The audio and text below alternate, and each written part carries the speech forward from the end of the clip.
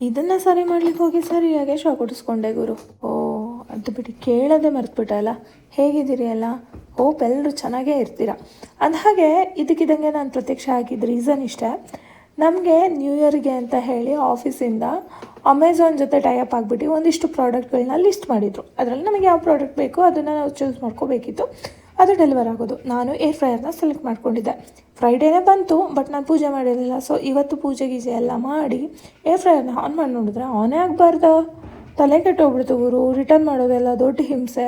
So finally ಯೂಟ್ಯೂಬ್ನ help ತೊಗೊಂಡು ಇಂಥ ಸಣ್ಣ ಪುಟ್ಟ ಮೆಕ್ಯಾನಿಕ್ ಕೆಲಸ ಮಾಡಿದೆ. ಅಲ್ಲಿ ನೋಡಿದ್ರೆ ವಯರೇ ಕನೆಕ್ಟ್ ಆಗಿಲ್ಲ. ವಯರ್ನ ಕನೆಕ್ಟ್ ಮಾಡಿಬಿಟ್ಟು ಆನ್ ಮಾಡಿದ್ರೆ ನನಗೆ ಕರೆಂಟ್ ಹೊಡಿಬೇಕಾ? ಸೊ ಫೈನಲಿ ಈ ಏರ್ ಫ್ರೈಯರ್ ರೆಡಿ ಆಗಿದೆ ಅಂತ ಗೊತ್ತಾದ್ಮೇಲೆ ಅದನ್ನ ಫಿಕ್ಸ್ ಮಾಡಿಬಿಟ್ಟು ಟೈಮಿಂಗ್ಸ್ ಎಲ್ಲ ಸೆಟ್ ಮಾಡಿಬಿಟ್ಟು ಬಿಸಿ ಬಿಸಿ ಕಪ್ ಕೇಕ್ನ ಮಾಡ್ಕೊಂಡು ತಿಂದೆ. ಏರ್ ಫ್ರೈಯರ್ನ ಸರಿ ಮಾಡಿದಾಗ ನನಗನ್ಸಿದ್ದಿಷ್ಟೇ, ನಮ್ಮ ಲೈಫಲ್ಲೂ ಕೂಡ ಹೀಗೆ ಸಣ್ಣ ಪುಟ್ಟ ಪ್ರಾಬ್ಲಮ್ಗಳು ಬರ್ತವೆ ಹೋಗ್ತವೆ. ಬಟ್ ನಾವು ಅದನ್ನೇ ದೊಡ್ಡದು ಅಂದ್ಕೊಂಡು ಕೂತಿರ್ತೀವಿ. ಕರೆಕ್ಟಾಗಿ ಯೋಚನೆ ಮಾಡಿದ್ರೆ ನಮ್ಗೆ ಅದು ಸೊಲ್ಯೂಷನ್ ಸಿಗುತ್ತೆ.